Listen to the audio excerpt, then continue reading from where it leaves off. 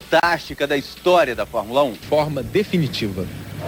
1992 chegou com a sombra de um adversário assustador, o carro da Williams. Já na primeira corrida na África do Sul, nada pôde impedir a vitória de Nigel Mansell. O câmbio e a suspensão eletrônica da Williams eram o maior pesadelo de Ayrton Senna. Na verdade, era o prenúncio de uma temporada que seria marcada por muitas derrotas na pista e por uma derrota nas negociações para pilotar o carro que ele, Ayrton Senna, dizia ser de outro planeta.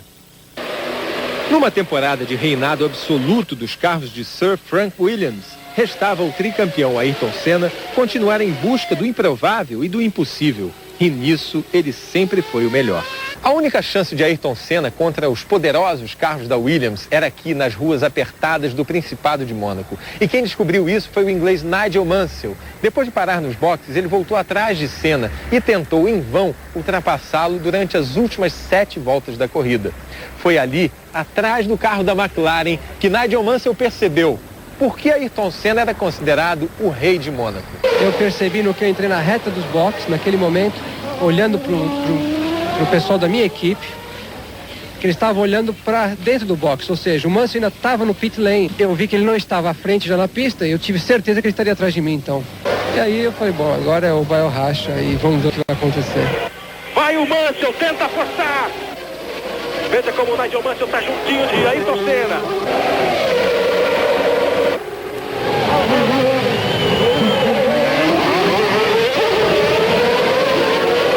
E o Ayrton fechava a porta e o Mansell tentava de um lado, o Ayrton fechava do outro.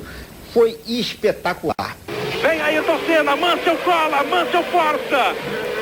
Ayrton segura, entra na rascasse, falta pouco. Vem Ayrton, vem Mansell, Ayrton Senna vence. Brasil! Vitória do Brasil em Mônaco. Vibra Ayrton Senna, o motor da McLaren estoura depois do esforço. Agora, o mais espetacular de tudo é que o Ayrton conseguiu fazer aquilo tudo esportivamente. Tanto que o Mansell fez questão de cumprimentá-lo, dizer, olha, você foi perfeito. Mas nem sempre era possível tirar as diferenças no braço. Quem vive no limite, vive também próximo do erro. Houve um momento na carreira de Ayrton Senna em que o talento dele e a força da McLaren já não eram suficientes para superar as Williams de Nigel Mansell e Riccardo Patrese. Um episódio aqui em Silverstone, depois do GP de 92, deixou isso bem evidente. Uma cena que serviu como uma espécie de retrato daquela temporada. Depois de abandonar a corrida, uma ironia. Ayrton Senna voltou para os boxes de carona no carro de Nigel Mansell, a imbatível Williams que ele, Ayrton, sonhava pilotar. Desanimado e sem contrato, ele acabou renovando com a McLaren. Tinha sido vetado por Prost na Williams. Muitas vezes você tem mesmo até que acreditar naquilo que você não vê ou não pode tocar, né? E é o que eu estou tentando fazer. Eu estou investindo numa coisa que eu não sei o que encontrar ou o que esperar. A temporada de 93 começou com o campeão praticamente anunciado, Alain Prost. Mas se não tinha como enfrentar a Williams, o francês, Ayrton tinha como dar espetáculo. Senna força, todo mundo parte. Prost vai tentando tomar a ponta. Prost e Senna por dentro para tentar tomar a O show posição. começou com a largada em Interlagos e continuou depois que um temporal tirou Alain Prost da prova. Depois da rodada do francês, Ayrton só tinha a Williams de Damon Hill pela frente. Tinha. Eu vinha que vinha, né? Eu vinha, vai o racha. Fiz uma catimba ali, fiz que ia pra direita, ele foi, eu fui por fora, ele foi por fora, eu voltei de novo por dentro, dei uma freada tarde, valeu. Uma manobra muito, muito especial. É o final da prova. Ayrton Senna na ponta dos dedos. Ayrton! Ayrton!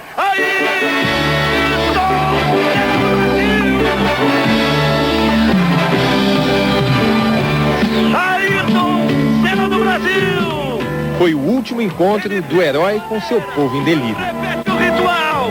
Vai Ayrton Senna! Vai a loucura arquibancada em Interlagos! E quando 2 semanas depois, o domingo amanheceu chuvoso em Donington, É o Schumacher atrás dele. quando Ayrton Senna chegou aqui neste ponto do circuito, realizou uma manobra até então considerada impossível na Fórmula 1. Botou o carro por fora de Karl Wendlinger para tentar um ponto de ultrapassagem melhor na curva seguinte. É Senna no molhado voando para cima de Wendlinger. O que veio a partir daí fez com que aquela volta fosse conhecida como a mais espetacular da história da Fórmula 1 até hoje. Quer saber por quê? E ele já vai para cima de Rio, já vai para tentar a ultrapassagem. Andretti em cima de Schumacher. Ponta. Largar em quarto e assumir a ponta logo na primeira volta foi algo tão espetacular que recebeu uma homenagem em Donington Park. Assim como o gol de placa no futebol, aquela se tornou a volta de placa, a única na história da Fórmula 1. Com um carro inferior, ele venceu em Donington, em condições terríveis. Fez uma fantástica primeira volta que as pessoas comentam até hoje. Ele passou todo mundo que estivesse na frente dele. Se tivesse mais gente, ele ia passar mais. Se ele estivesse largando da 25ª, ele teria passado 24 carros. Acho que se você perguntar, todas as pessoas vão se lembrar da corrida na chuva em Donington. Mas a maioria das corridas do Ayrton era assim. Eu estava ao lado dos ingleses e eles diziam, foi uma das maiores exibições que eu vi um piloto fazer na Fórmula 1, uma volta inesquecível. Uma coisa assim de você chorar de emoção. Era maravilhoso vê-lo no carro, sempre no limite, sempre atacando. Ayrton vivia a maturidade de um esportista completo. Estou acostumado a fortes emoções. Convivo muito bem com as emoções. Mas essas últimas 2 corridas foram de arrebentar. Em Mônaco, a consagração total e uma espécie de homenagem da sorte. Prost queimou a largada e foi punido. Schumacher abandonou na curva Loves e Ayrton Senna venceu nas ruas do Principado pela 6ª vez.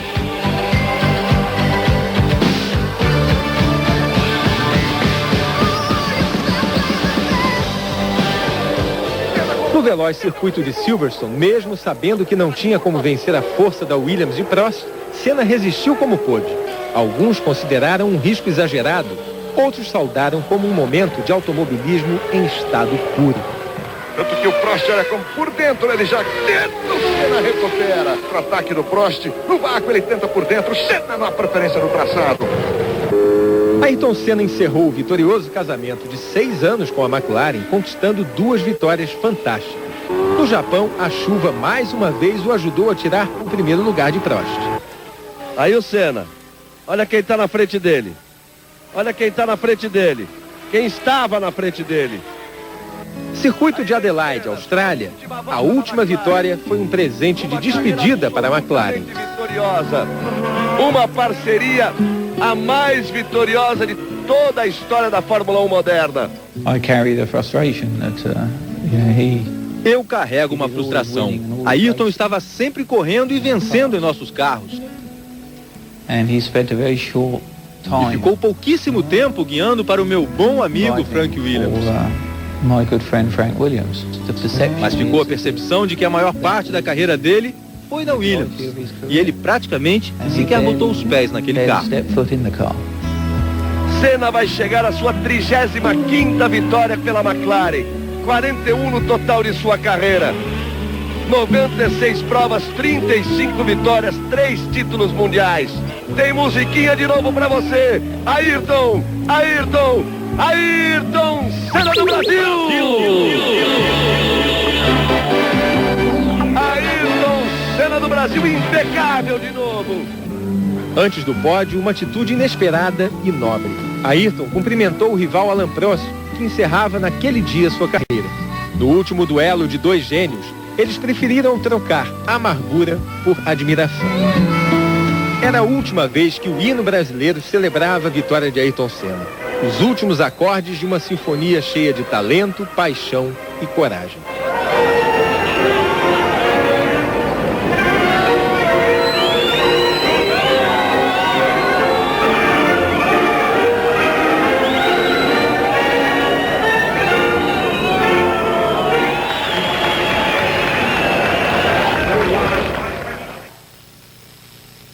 No domingo que vem, a última parte da série A Marca do Senna. O sonho desfeito aqui em Imola e o legado que Ayrton deixou na história do esporte e no coração de milhões de brasileiros. O piloto Gerhard Berger. O austríaco pilotou uma réplica da Lotus usada por Ayrton Senna na década de 80 e ainda teve a bandeira do Brasil com uma foto de Senna. A homenagem também lembrou o austríaco Roland Ratzenberger.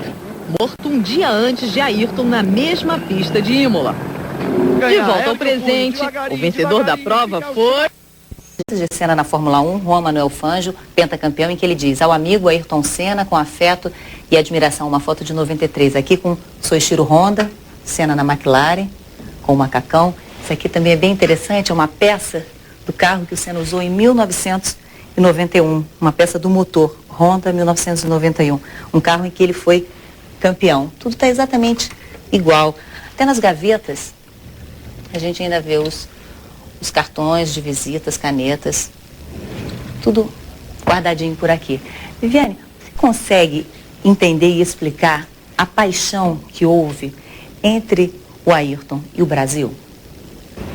Olha, eu acho que a pessoa que mais se aproximou desse sentido profundo, né, de paixão, né, nacional, foi o embaixador Rubens Recupero. 3 dias depois do acidente, ele escreveu um artigo brilhante, onde ele fazia uma contraposição entre Macunaíma, que é aquele herói sem caráter do romance de Mário de Andrade, e o Ayrton como um herói nacional que representava não esse lado torto da identidade nacional, esse lado do jeitinho, da trapaça, da corrupção, mas esse lado luminoso do Brasil, esse lado que dá certo, que chega lá, que vence todas as dificuldades, os obstáculos, mas vence pela garra, pela disciplina, pela determinação, pelo trabalho. E aí ele dizia no final do artigo, muito, muito lindo, ele dizia assim: olha, o Brasil não tem cara de Macunaíma, não.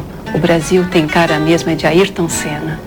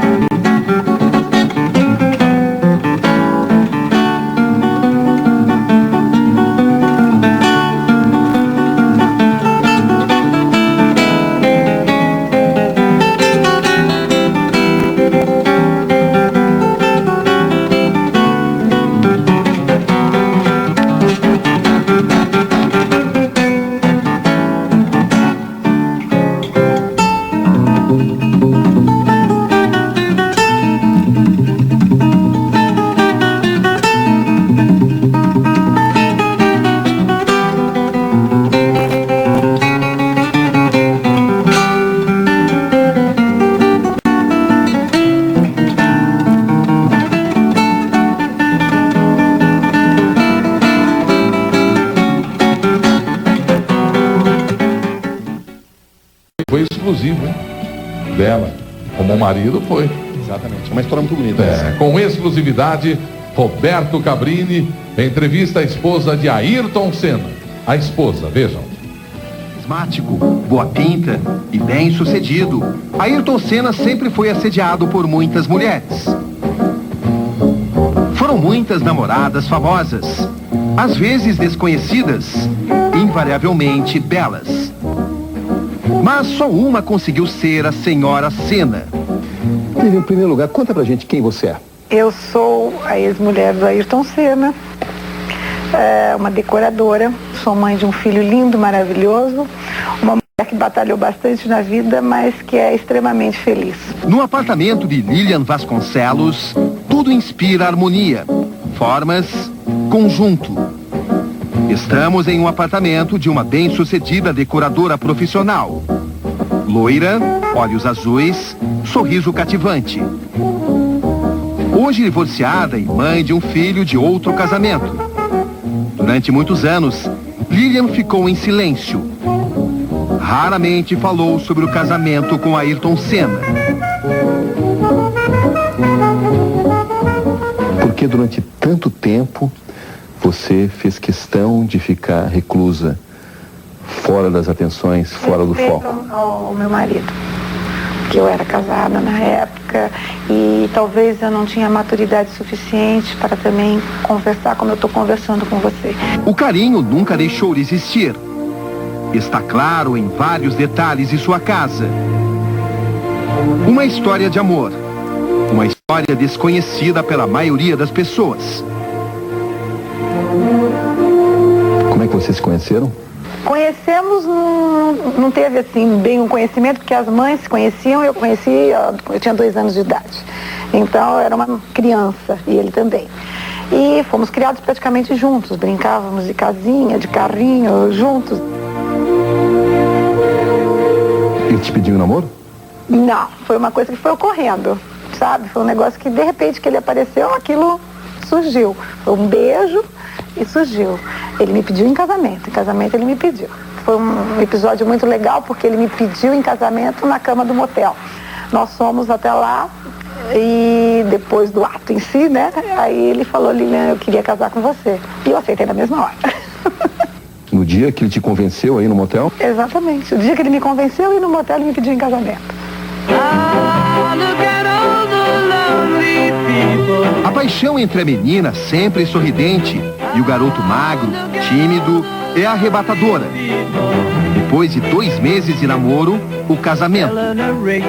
O dia é 10 de fevereiro de 1981. A certidão de casamento comprova. Lilian Vasconcelos se casa com o até então desconhecido Ayrton Senna da Silva.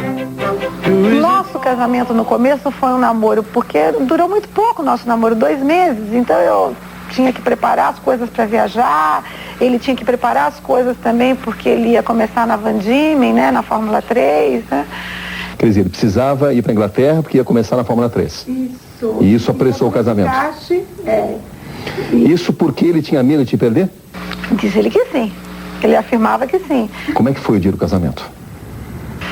Ai, eu fiquei super, assim, ansiosa. Eu não me vesti de noiva, era um vestido branco mais, assim, tranquilão, vamos dizer, né? Sem muito véu, sem nada disso. Mas foi um dia muito importante. Foi, assim, meu sonho. Eu realizei meu sonho. O casal mora 9 meses na Inglaterra. O automobilismo sempre é prioridade na vida de Ayrton. Lilian acompanha o marido em todas as provas. Eu esqueci da Lilian e vivi a vida dele. A Lilian virou a vida do Ayrton. E eu acho que é uma das coisas que não deu certo. Eu acho que hoje, com a experiência que eu tenho, você não pode viver a vida do outro.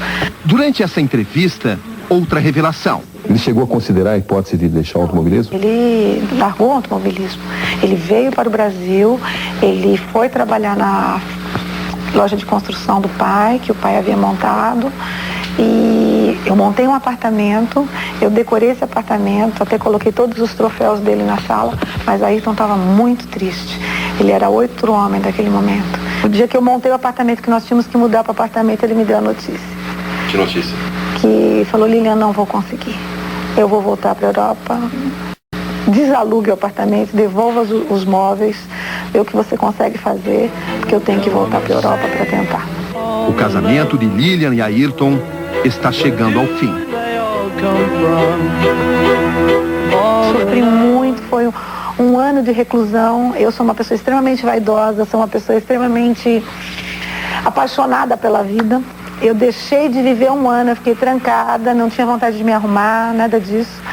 E só depois desse um ano que eu consegui gatinhar novamente. O divórcio é assinado pelo casal no dia 29 de maio de 1986. As pessoas falam, por exemplo, que a relação com a Xuxa teria sido uma grande armação de marketing. Você já ouviu isso? Já ouvi. Mas eu acho que nem eu nem ele precisa disso. Acho que não foi o caso. Não. Pra quê? Acho que ele gostava dela? Acredito. Adriana Galisteu? Também, porque... A Marjorie? Também, deve ter gostado. Cada uma de sua maneira, né? Lilian, 1º de maio de 1994. Pois é, 10 anos. O que significa essa data para você? Eu sei que ele está muito bem. Essa data significa que eu tenho certeza que onde ele estiver ele está muito bem. E... é ruim falar.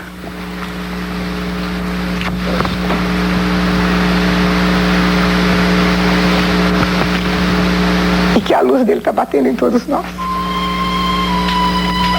Você sente isso? Eu não queria chorar. Eu falei que nessa eu não iria chorar. Mas não dá. Infelizmente, o sentimento vem. É uma pena. O que passa pela sua cabeça agora?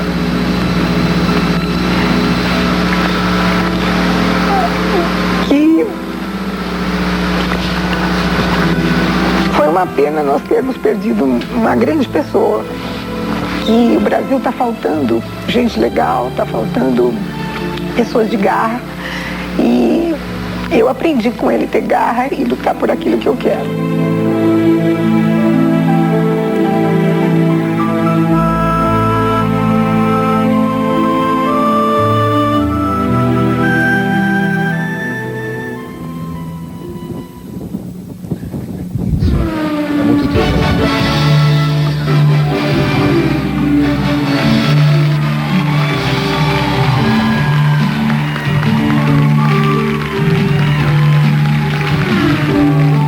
Obrigado, Gabriel.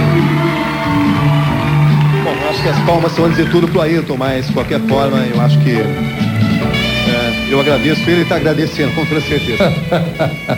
Meu amigo, você nos trouxe hoje mais aproximação, você nos trouxe mais proximidade, você nos trouxe mais informações de quem a gente ama. Isso não tem valor que pague. É por isso que eu peço a você agora, efetivamente, uma salva de palmas no meu auditório do público. Obrigado por esse calor, por esse contato com o Senna, Cabrini. Obrigado. O Ayrton Senna me abriu muitas portas para minha carreira. Eu sou profundamente grato de ter tido a chance, de ter tido o privilégio, de ter tido uma honra de cobrir o Ayrton Senna, de ter tido a chance de falar com a mãe dele, o que me emocionou, mas também fez com que aquela dor, né, que eu senti e que estava desde aquele dia que eu não podia me emocionar porque eu tinha que continuar trabalhando, aquilo me ajudou. Conversar com a mãe me ajudou, conversar com a Lina me ajudou. E enfim, eu acho que um ajuda o outro e a gente toca esse barco. Obrigado, campeão, mais uma vez. Você é campeão também, Cabrini. Obrigado, amigo. Dá um abraço, dá um abraço, dá um abraço. Ai. Obrigado, amigo. Roberto Cabrini, Brasil. Mostrou a dimensão do ídolo que partia. No Brasil e no mundo, ficava a imagem de alguém que tinha ultrapassado todos os limites do esporte. Uma década depois, a dor da perda já cedeu um certo espaço para a saudade. Mas a polêmica continua. Qual foi a causa do acidente que matou Ayrton Senna? Os que defendem a tese do erro apontam como indícios a péssima estabilidade da Williams de Ayrton nas ondulações da curva Tamburello, a baixa temperatura dos pneus depois de 5 voltas lentas atrás do safety car, a pressão de Michael Schumacher com sua ótima Benetton, 2 vitórias à frente de Senna no campeonato, e o estado psicológico de Ayrton, abalado pelo acidente gravíssimo de Barrichello e pela morte de Ratzenberger. Quem acha que foi falha mecânica diz que a Tamburello, chamada reta torta, jamais foi desafio para qualquer piloto de Fórmula 1. Outros argumentos. Os pneus, embora frios, permitiram que Senna passasse pela Tamburello sem problemas na primeira volta veloz depois da relargada. Havia fadiga de material no metal da barra da direção. Há também a suspeita de que os dados telemétricos da segunda caixa preta da Williams foram inutilizados propositalmente e que a prova visual da quebra da barra da direção foi registrada pela câmera no carro, mas nunca revelada. O caso está reaberto pela justiça italiana. Só o tempo vai dizer se teremos a resposta. Na mesma pista que determinou o fim de uma história brilhante, um momento de emoção 10 anos depois. A Lotus de Ayrton Senna trouxe do passado uma imagem que misturou sentimentos em milhões de brasileiros. A bordo, o ex-piloto Gerhard Berger, melhor amigo de Ayrton na Fórmula 1. Uma volta na pista, uma volta no tempo. Homenagem à altura do ídolo.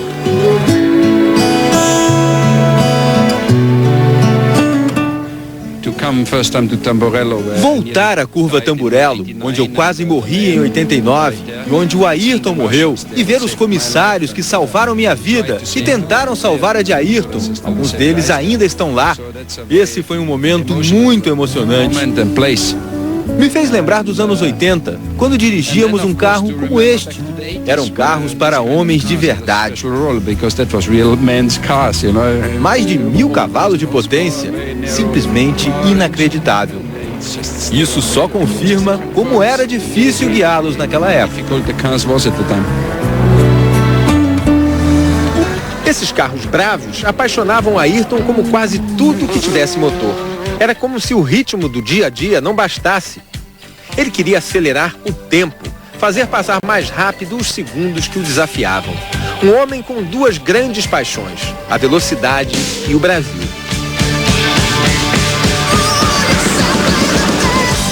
A relação de Ayrton Senna com o Brasil não era de um patriotismo forçado, piegas, era de orgulho, um orgulho exibido de várias maneiras. Às vezes, mesmo fora das pistas, em companhia da velocidade. Este aqui é um caça F-5 da Força Aérea Brasileira. Num avião quase igual a este, Ayrton Senna viveu uma experiência que nenhum carro de Fórmula 1 poderia dar. O piloto destemido virou passageiro, convidado pelo coronel Silvio Potengi. Queria saber de tudo, como se estivesse no cockpit de um Fórmula 1. Você vai colocar embaixo o gatilho. Quando apertar o gatilho é que eu vou sair. Exatamente. No circuito de Jacarepaguá, Ayrton Senna fez a reta mais veloz de sua vida, a 1.100 km/h. E em frente às arquibancadas, nós puxamos, colocamos o avião na vertical e saímos rodando, num túnel vertical. 20 mil pés, inclinamos o avião, digo, Ayrton, dá uma olhada agora no teu autódromo lá embaixo. E vi aquele pontinho pequeno. E ele disse, olha, nunca passei numa reta tão rápido, agora eu sei o que é velocidade. A aceleração do avião é uma coisa incrível, potência. Meu carro de Fórmula 1 é um brinquedinho perto disso aqui. Desde pequeno, Ayrton Senna teve uma relação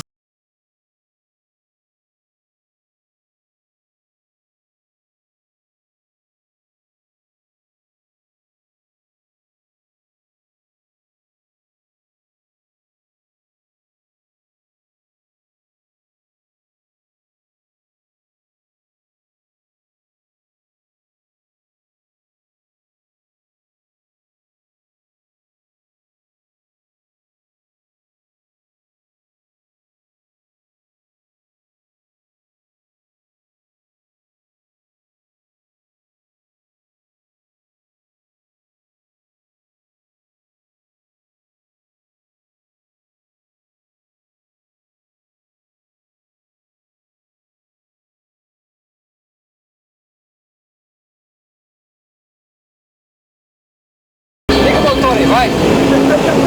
Liga o motor aí!